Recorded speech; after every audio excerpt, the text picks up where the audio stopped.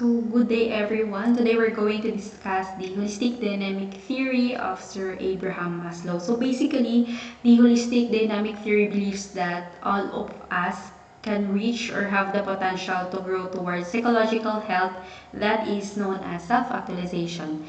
Now, to begin with, flash in the screen is the word motivation. So, according to Maslow, all of us has the potential, but sometimes we are not just motivated to achieve it.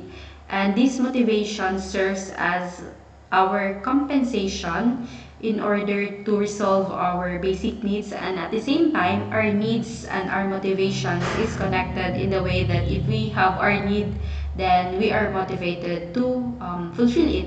Now, Maslow postulated five basic assumptions regarding motivation. So the first one, holistic approach, the whole person, not any single part or function is motivated. So the whole person is motivated in the sense that, for instance, if we are hungry, then hindi lang naman daw yung tiyan natin ang nakaka-feel ng gutom natin. So it can also be felt by our brain and by our body. That is why Maslow postulated that it is holistic and not just a part or a function. Kasi nga, pag gutom tayo, hindi lang naman yung tiyan natin ang motivated to seek for food, but it includes our whole body.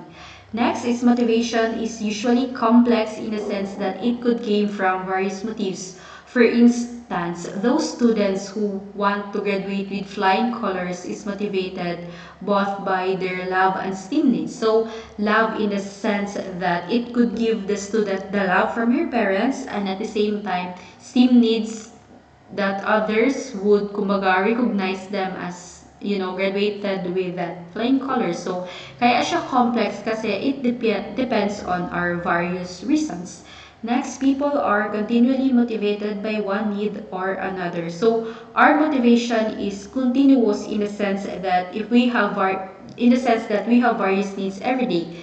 For example, our need for food is continuous kasi we ate every day.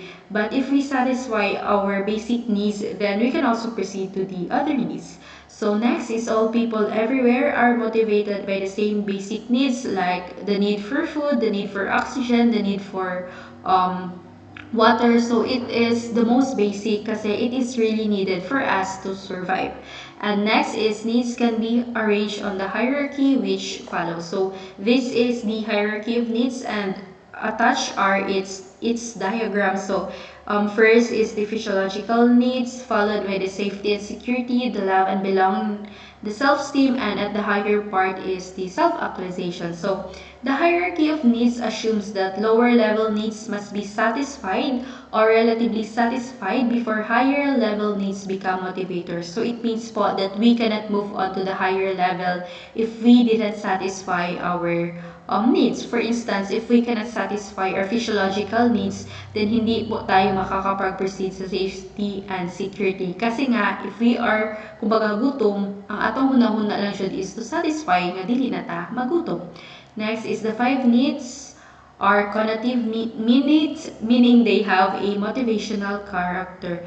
So, as mentioned earlier, if we have needs, then we are motivated to fulfill it. So, naa siya motivational character. For instance, if we have a need to be, for example, self-esteem, to be competent in our profession, then we become motivated to achieve it through enrolling ourselves in masters.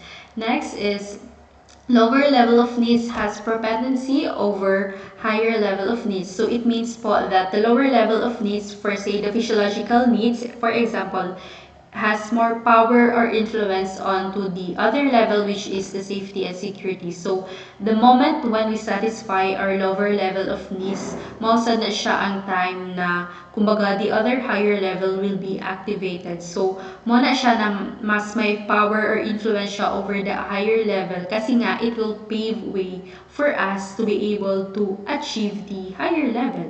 So next, let's dig deeper into each of the needs. The first one is the physiological needs. So the need for food, water, oxygen, maintenance of the body, temperature, and so on. It is the most basic needs of all person and the most prepotent of all needs. So it's the most basic need kasi nga it is needed by our body to survive.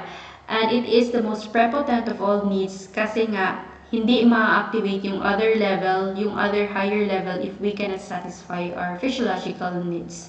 Now, when these needs are not satisfied, people primarily live for these needs and strive constantly to satisfy them. So this is true though, for instance, those people living on the streets, di ba? As you can observe them every day, ang ilahang attention, ang ilahang motivation lang should is to look for food. So mamalimos sila, mangita sila of food in the trash bin. So this is really true kasi nga, if gutom daw tayo, then our focus is to find food. And physiological needs differ from others in two reasons. So the only needs that can be completely or even overly satisfied. So these needs kasi, 'di ba, if masking ba busog ta, we can eat. Masking pa og dili na ta uhaw, we can drink water. So it can be overly satisfied. We have the control to eat as long as we want to eat. And next is they are recurring in nature. So recurring in the sense that we are motivated to do it repeatedly. Every day we are motivated to eat 3 times a day. Every day we are motivated to drink waters 2 liters in a day. So they are recurring in nature. Pabalik-balik sila kasi nga it is part of our survival. So, if we already satisfy our physiological needs, then we will be able to proceed on to the safety needs. So, maa-activate si safety needs. Now, it includes physical security, stability, dependency, protection, freedom from threatening forces, needs for law, order, and structure. So, unlike the physiological needs, it cannot be overly satiated kasi nga, we are not 100% sure that we are safe. We never know our future. Wala ta kabalo paglingkod nato, pwede ta matagakan og something. So, that is why we cannot really satiate our safety needs. Now, in societies not at war, most healthy adults satisfy safety needs kasi nga, di ba, when there is peace, we can easily protect ourselves unlike those situations na during war na wala ta kabalo, basig maigo ta og bala, basig maigo ta og bomba or whatsoever. Now, children are more often motivated by safety needs kasi nga compared to adults, mas motivated ang mga bata knowing that they cannot protect fully themselves, that they need their caregivers.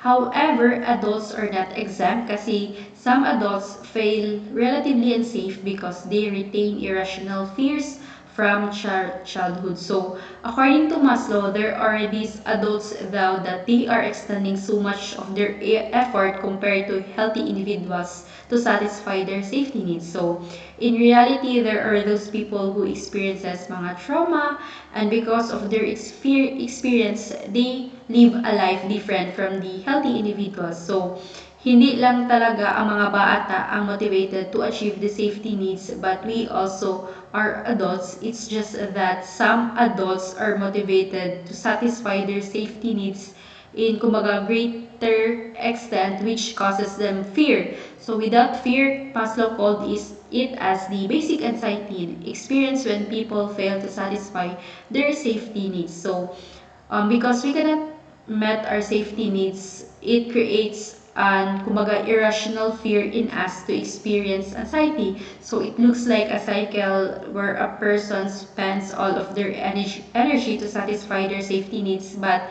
when they feel short, in turn, they will kumbaga feel unsafe na hinuon. So because they will feel unsafe, then it will make them feel kanang makafeel sila og anxiety instead. So that is the basic anxiety. It happens when we cannot satisfy our safety needs.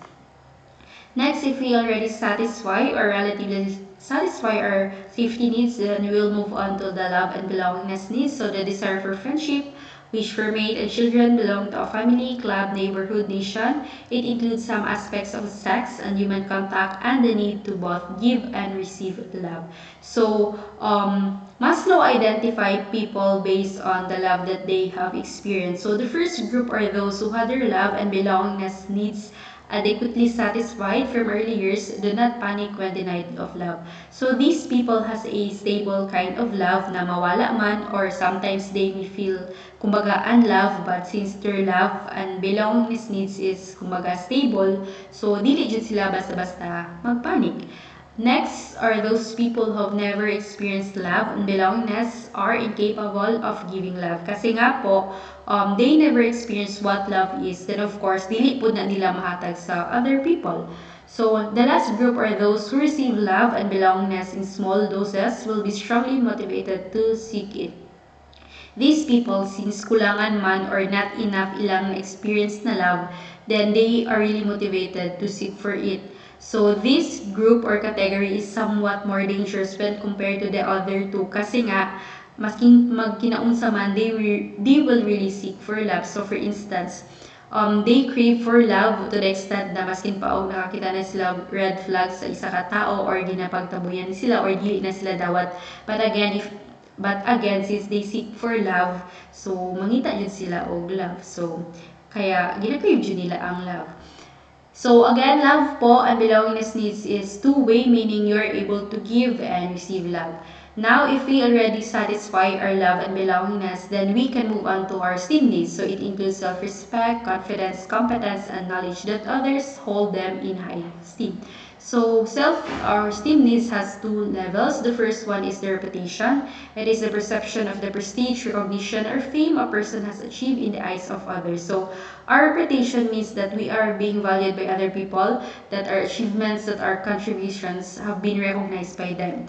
However, one of the level is the self-esteem, a person's own feelings of worth and confidence. So self-esteem refers to our self-worth and kumbaga the desire to feel good about ourselves. So basically, from the two, of course, self-esteem is the higher one kasi nga, the moment when we value our own self, it's kumbaga diha na magsugod na it will radiate on the other people.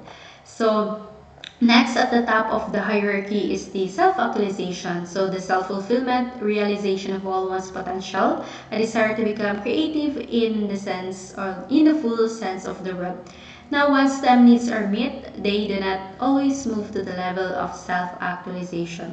So most people stop on these STEM needs already, and self-actualization according to Maslow is very rare, meaning po na dili ta tanan maka self-actualize kasi he also have different criteria of self-actualization.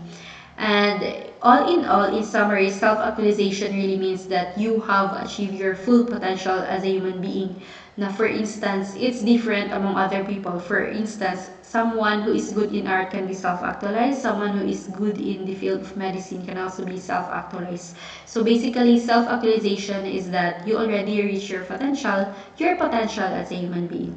Now, to fully understand what self-actualization is, Maslow said that a musician must make music, an artist must paint, a poet must write if he is to be ultimately at peace within self. So self-actualization really means that we are actualizing ourselves, that we are living on to our best potential. Now, are orders of needs reversible or not? So according to Maslow, if we understood the unconscious motivation underlying behavior, we would recognize that needs are not reversed. So for example, in reality, di ba, na mga teenager na kumbaga naminyo or nag-marry sila at an early age. Now, if we're going to kumbaga itandi na to siya sa needs na to, the hierarchy of needs, mahisip na to nga these teenagers gibuna nila ang love and belongingness needs over their safety and over their physiological needs. But according to Maslow, if we are going to look at the unconscious motivation of those teenagers, for example, ang babae, maybe the girl wants to have a family on her own kasi she needed to satisfy her physiological needs. Out of love, kumbaga, she will think that her boyfriend will, kumbaga, provide her with the physiological needs and would make her feel safe unlike sa iyang family na nakagisnan. So from that scenario, we can really say that all of us, kumbaga, needs are not reversed. It's just that we have different means of fulfilling it. But hindi daw talaga ma-reverse ang needs natin according to Maslow. Now, what happens when we lack satisfaction of any of the basic needs? So it will lead to pathology or illness. So these are the examples. When we lack the physiological needs, it will lead to malnutrition, fatigue, loss of energy, obsession with sex. The safety needs lacking will result into fear, insecurity, and dread. Love and belongingness will result to defensive, overly aggressive, and socially timid. Self-esteem lacking will result to self-doubt, self-depreciation, and a lack of confidence. And self-actualization or the lack of self-actualization will result to metapathology, absence of values, lack of fulfillment, loss of meaning in life. So basically, if we cannot satisfy our needs po, it will really lead to pathology or illness.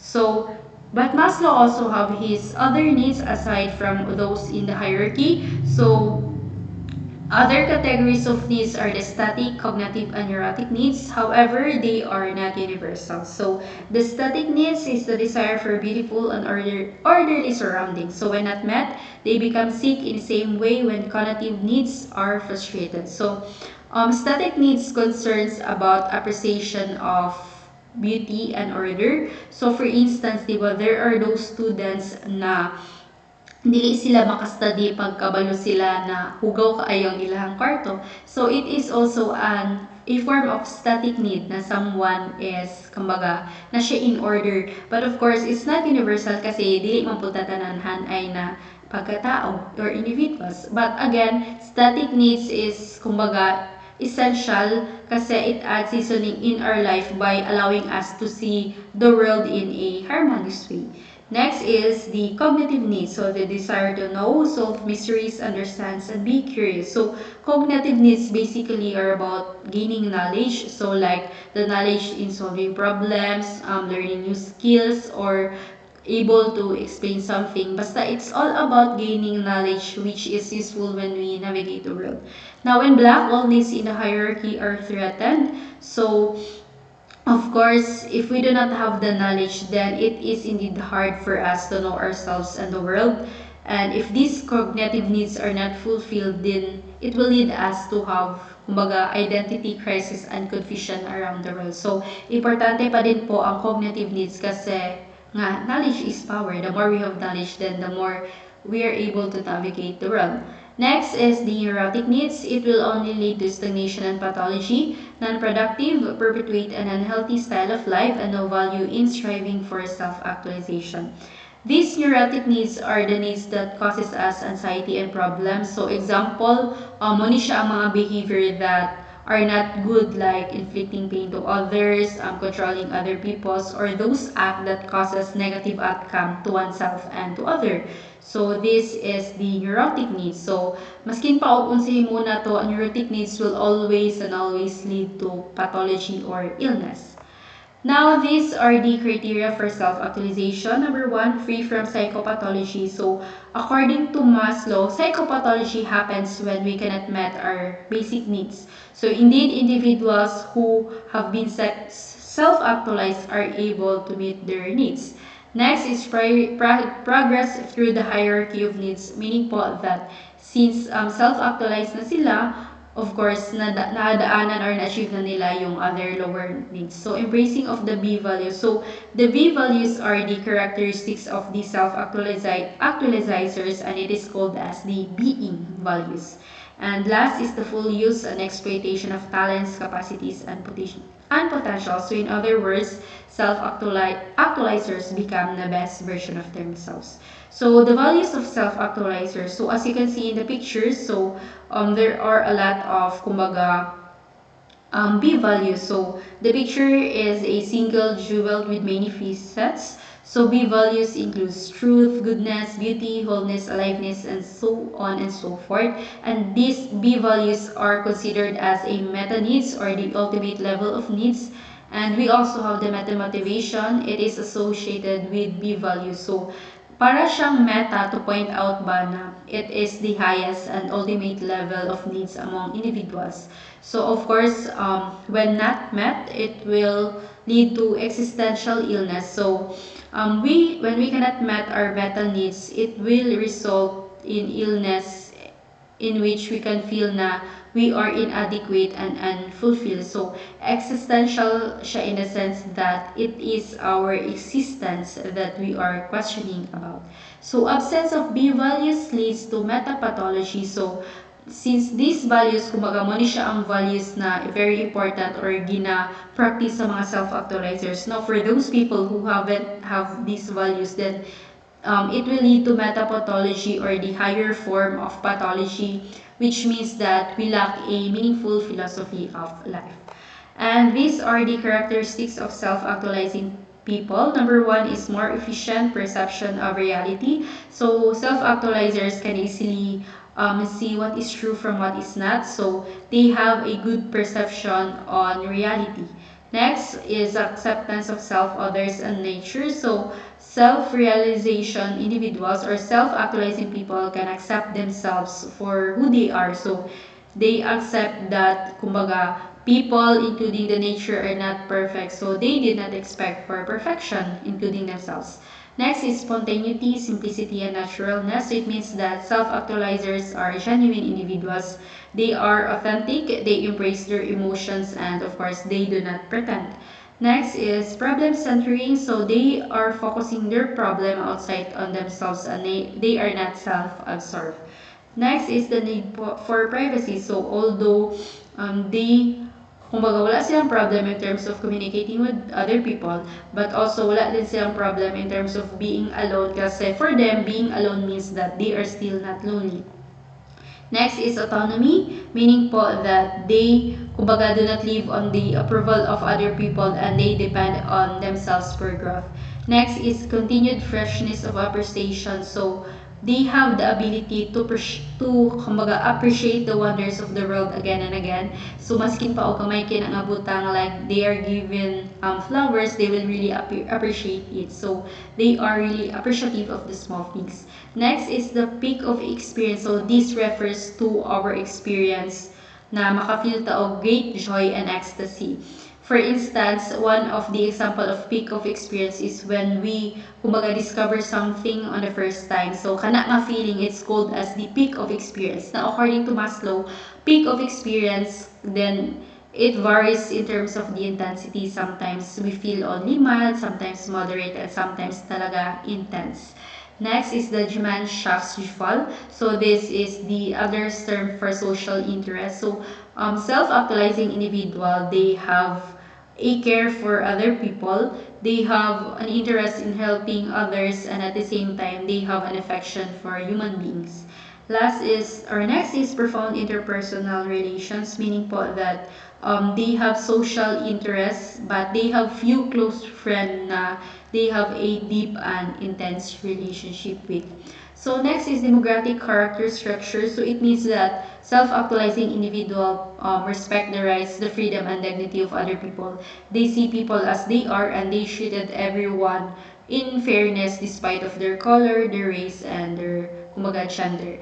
Next is description between means and ends, meaning po that they know what is right and what is wrong and they can see something as an end itself rather than a means. So, kumbaga, they enjoy doing something because they enjoy doing it.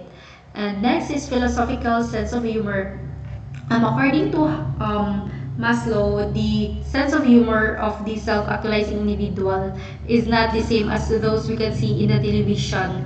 So, according to him daw, ano siya, if we are going to look for an example of the humor of self-actualizing, ano siya nga, retelling of the incident almost invariably loses its original quality kasi nga, you need to be there in order to appreciate it. Next is creativeness, meaning po that creativity in a sense that it's not just about being talented in art or music. Creativity means that you are, kumbaga, creative on your own profession. So, isa din siya sa characteristics of self-actualizing people. And last is resistance to enculturation, meaning po that they are primarily autonomous and they follow their own standard of conduct.